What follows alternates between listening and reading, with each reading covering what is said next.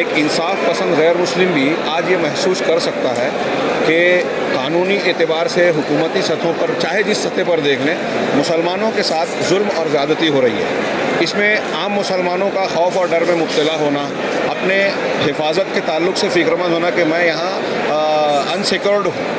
یہ ایک عام سی بات ہو گئی ہے۔ اس کے علاوہ ہم یہ پیغام بھی دینا چاہتے تھے کہ مسلمانوں کے تحفظ کا کیا راستہ ہے کہ مسلمانوں کی ڈھارس باندھی جائے، اور ملکوں کو اور حکمران طبقے کو جن کی طرف سے زیادتیاں ہو رہی ہے ہم ان کو بھی آگاہ کر رہے ہیں کہ یہ قانونی قدرت ہے۔ اسلام اور قرآن کے حوالے سے ہم نے بات کی کہ ظلم اگر جہاں جس سماج میں جس ملک میں کیا جاتا ہے وہ تباہ ہوتا ہے، لیکن اگر آپ دیکھیں ہندو مذہب کو، عیسائی مذہب کو، کوئی بھی مذہب اور دھرم، بلکہ انسان جو عام انسان قدرت کے قانون اور ہسٹری کو جانتا ہے وہ یہ سمجھتا ہے کہ کسی بھی سماج اور قوم میں اگر بدامنی ہو، وہاں کے عوام خوش نہیں ہیں، وہاں کے ایک بڑے طبقے کو ناراض کر کے اس کے حقوق کو آپ چھینیں گے تو ایسا ملک کبھی بھی پنپتا نہیں ہے۔ لہٰذا میں ایسا سمجھتا ہوں، اور ہم یہ اس ملک کے ذریعے سے، اس کانفرنس کے ذریعے سے یہ پیغام دیتے ہیں کہ جو لوگ ملک میں ظلم اور زیادتی کرتے ہیں وہ ملک کا بھلا نہیں کرتے۔ وہ دیش محبت کا، دیش بھکتی کا کتنا بھی نعرہ لگائیں، اگر وہ خود دیش واسیوں کو دھرم کی بنیاد پر، مذہب کی بنیاد پر، زبان اور کسی بھی بنیاد پر، جاتی کی بنیاد پر اگر ان کو نقصان پہنچاتے ہیں، ان پر ظلم کرتے ہیں، تو وہ اس ویکتی کے ساتھ، اس قوم کے ساتھ ساتھ ملک کا بھی نقصان پہنچا رہے ہیں۔ یہ ملک کے لیے اچھی بات نہیں ہوتی۔ جس طریقے سے اقلیتوں کو چھیڑا جا رہا ہے، یعنی آئے دن آپ صلی اللہ علیہ وسلم کے بارے میں گستاخی ہوتی ہے اور خاص کر مسلم کمیونٹی کو ٹارگٹ بنایا جاتا ہے، تو کہاں ہمارے سے یہ چوک ہے کہ بھئی ہم ایک یونائٹ کیوں نہیں ہوتے؟ تو کیا میسیج رہے گا خاص کر کے مسلم طبقہ ایک یونائٹ ہو؟ بھائی اس میں اس مسلمان کے اندر یونٹی نہیں آتی، اتحاد نہیں آتا۔ اس کے کئی پہلو ہیں، خود مسلمانوں میں کچھ کمزوریوں کا ہونا، اور ایک دوسری بات یہ کہ باہر سے اس بات کی کوشش کی جاتی ہے کہ مسلمان بٹے رہیں۔ مسلمانوں میں بھی ایسے لوگوں کو لانچ کیا جاتا ہے، جیسے ابھی آپ نے بعض تقریروں میں سنا، سوشل میڈیا کے ذریعے سے اور دوسروں غیر ضروری مسائل کو مسلمان میں اس طرح اچھال دیا جانا جس سے ان کے اندر کے آپس کے کچھ ڈسپیوٹ پیدا ہوں۔ آپ دیکھیے کہ دوسری قوموں میں بھی جو جتنے بھی مذہب ہیں وہاں بہت سے ڈسپیوٹس ہیں، اور سب سے زیادہ اتحاد، اتفاق، محبت کی تعلیم، امن و شانتی کی تعلیم اسلام میں ہے۔ لیکن میڈیا کے ذریعے سے جو منظر دکھایا جاتا ہے، آج آپ مجھ سے جو سوال کر رہے ہیں کہ مسلمانوں میں یونٹی نہیں ہے، حالانکہ کسی قوم میں اتنی یونٹی نہیں ہے جتنی مسلمانوں میں ہے۔ مسلمانوں کو جو ظاہری طور پر کچھ لوگوں کو لڑایا جاتا ہے وہ ایک شو کیا جاتا ہے کہ یہاں بہت اختلاف ہے، بیسیکلی یہاں بہت سی اتحاد کے پوائنٹس ہیں۔ آپ اس کے مقابلے میں دوسروں کو دیکھیے، میں بعض مرتبہ یہ کہتا ہوں ہمارے اسلام کی یہ تعلیم نہیں ہے، ورنہ ہم پلٹ کے یہ کہہ سکتے ہیں ہمارے دلت بھائیوں کو، دوسرے بھائیوں کو کہ آپ کے یہاں ہزاروں سال سے کتنے مظالم ڈھائے جا رہے ہیں، کیا اس بنیاد پر ہم ان کے درمیان جھگڑا لگا دیں؟ ایسی کچھ چیزوں کو ایشو بنا کر ہمارے یہاں غلط طریقے سے اختلاف بڑھائے جاتے ہیں۔ ہمارے یہاں اختلاف ہے، لیکن وہ اختلاف کی الگ الگ نوعیت ہے اور اس کے کچھ اسباب ہیں۔ اب وہ دینی اور مذہبی اعتبار سے اس کے کچھ وجہ ہے، کارن ہے، اور کچھ باہر سے کوشش کی جاتی ہے کہ مسلمانوں کو لڑایا جائے۔ لیکن اس کے باوجود ان سب معاملات میں ہم دیکھتے ہیں کہ اسلام اور قرآن کی تعلیمات کی بنیاد پر مسلمان سوچنے پہ مجبور ہوتا ہے، اور کہیں نہ کہیں اتحاد کی کوئی فضا قائم ہوتی ہے۔ ہم اوپر والے سے، اللہ سے دعا کرتے ہیں کہ مسلمانوں کے دلوں کو ملائے اور صحیح تعلیم۔ اور یہ ایک آخری بات اس سلسلے میں یہ کہیں کہ آپ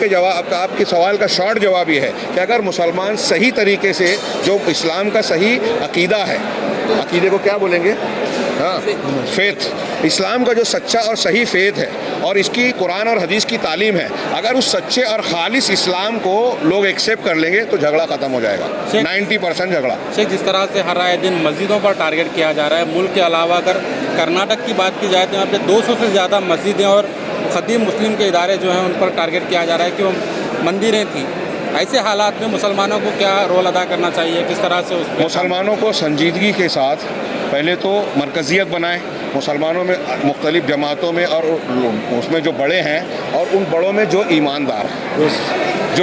ہیں، میں یہاں آپ کے مادھیم سے یہ بات بھی کہنے میں کوئی شرم محسوس نہیں کر رہا ہوں کہ ہمارے ایک بڑی شخصیت پرسنل لا لیول کی ایک بڑے وکیل تھے محمود پراچا، میں نے ان کی ابھی ایک کلپ دیکھی اور میں نے تقریر میں کہا کہ اللہ کرے وہ کلپ میں جو بات انہوں نے بیان کی وہ غلط ہے، لیکن بہت اونچے ہے اور کوئی ریئیکشن نہیں آیا۔ وہ کہتے ہیں کہ بھائی ہماری جو مسلم پرسنل لا کی جو قیادت ہے اور دوسرے ہیں وہ ڈری ہوئی ہے، سہمی ہوئی ہے، اس لیے وہ سودے بازی کر رہی ہے۔ میں اس پر یقین نہیں کرتا، لیکن اگر ایسا ہے تو یہ بہت فکر کی بات ہے. آپ نے جو سوال کیا اور آپ سے پہلے کے سوال میں بھی اس میں ایک فیکٹر یہ ہے جو ابھی آپ نے کہا کہ 200 مسجد 300 مسجد اور پورے ملک میں آپ دیکھیے کہ ایک کے بعد ایک سلسلہ وار اسلام اور مسلمانوں سے جڑے ہوئے ایشوز کو اچھالا جاتا ہے.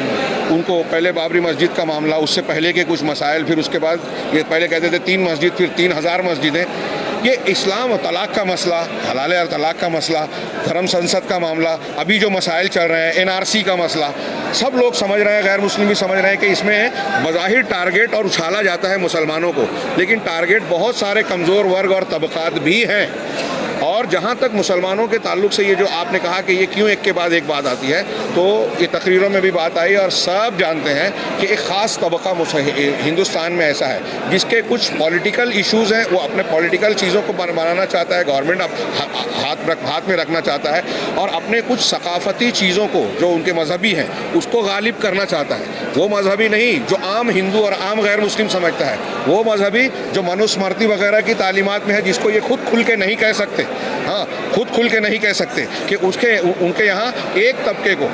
طبقے کو سب کچھ حقوق حاصل ہے, باقی دوسرے ان کے غلام ہیں.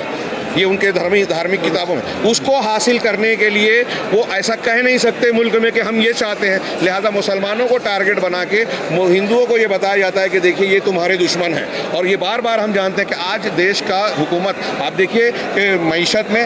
کیا بولتے ہیں, اکنامی کے حساب سے بولیے, سیاسی پولیٹیکل لیول پہ بولیے, کسی بھی لیول پر موجودہ حکومتیں ناکامیاب ہیں. یہ بہت سارے ایشوز ہو رہے ہیں. لوگ یہ تشویش کر رہے ہیں کہ سری لنکا کے جیسے حالات ہمارے یہاں نہ ہو جائے. اب ایسے کچھ بھی ایشوز جب اٹھتے ہیں تو اس کو دبانے کا ایک دم آسان سا طریقہ یہ ہے کہ مسلمانوں کو ٹارگٹ کیا جائے, ان کو بہکاوے میں لایا جائے, اور ان کے نوجوان جذباتی ہوں, ان کے خلاف ایکشن لیا جائے. یہ مسجد مندر کا مسئلہ اور اس قسم کے مسائل کو جب ایشو بنایا جائے گا تو ان مسائل کے پیچھے ان کے اپنے مسائل دب جاتے ہیں, ان کے اپنے جو گھپلے ہیں وہ منظر کے پیچھے چلے جاتے ہیں. سر, جس طرح سے مین اسٹریم میڈیا میں ہر آئے دن مسلمانوں کے ٹارگٹ کر ڈیبیٹس رکھے جا رہے ہیں, اس میں کئی ایسے مسلم اسکالرس ہیں جو ان ڈیبیٹ میں شامل ہو رہے ہیں, ان کے لیے کیا میسج ہے؟ میں آپ کے اس سوال میں اس بات سے اختلاف کرتا ہوں کہ مسلم اسکالرس, آپ مجھے بتائیے کہ جن لوگوں کو ڈیبیٹ میں بلایا جاتا ہے وہ کتنے اسکالرس ہوتے ہیں؟ اگر آپ 10 بولیں گے تو شاید اس میں سے ایک بھی نہیں, آدھا اسکالر ملے گا, آدھا. ایک بولوں گا تو سب اپنے آپ کو اس ایک میں شامل کریں گے. اسکالرس نہیں ہوتے, وہ دبے ہوئے ہیں, ڈرے ہوئے ہیں, خریدے ہوئے ہیں, یا پھر نادان اور جاہل ہیں. اسکالرس نہیں ہیں, اور ان کو ایک خاص مقصد کے تحت بلایا جاتا ہے لوگوں کو یہ شو کرنے کے لیے کہ مسلمانوں کا نمائندہ ہے, جبکہ وہ مسلمانوں کے نمائندے ہیں نہیں, اور کئی اعتبار سے مسلمانوں کے نمائندے وہ ہوتے نہیں ہیں. بعض تو اس میں ایسے ہیں جو مسلم کاز کے خلاف کام کرتے رہتے ہیں, مسلمان ان سے چڑھتے ہیں, ناراض ہوتے ہیں, لیکن ان کا نام مسلمانوں کا ہے, ان کے بیان سے وہ اسلام اور مسلمانوں کا چہرہ اسے سمجھتے ہیں. تو ایک بات یہ دھوکہ دیا جاتا ہے. دوسرے یہ کہ جیسے میں یہ کہہ رہا ہوں, میں نے بم دھماکوں کے ٹائم پہ کئی مرتبہ میڈیا والوں سے, پولیس والوں سے, منسٹر سے کہا کہ اگر آپ اور ہم سازش کرتے ہیں, اگر میں ایک آدمی سازش کر کے آپ کو قتل کرتا ہوں, پہلے سے پلاننگ کر کے آپ کو قتل کر رہا ہوں, تو یہ بھی پلاننگ کا حصہ ہوتا ہے کہ قتل میں کروں گا, الزام دوسرے پہ کیسے جائے. تو ایسا ہی معاملہ یہ ہوتا ہے کہ یہ لوگ پہلے پلاننگ کرتے ہیں, مسلمانوں کو چھیڑتے ہیں اور ان کے ایشوز کو اچھالتے ہیں, پہل وہ کرتے ہیں. مسلمان نے احتجاج کیا, نادانی سے کوئی ایسا کام کیا تو اس کو ایشو بنا کر ان کو نشانہ بنایا جاتا ہے. ایسے ہی پلاننگ کے تحت ہر معاملے میں پہلے سے پلاننگ کر کے کچھ لوگوں کو بلایا جاتا ہے اور یہ شو کیا جاتا ہے کہ یہ اسکالرز ہیں, وہ اسکالرز نہیں ہوتے. Thank you for watching Gulbarga Times. For daily updates, subscribe our channel.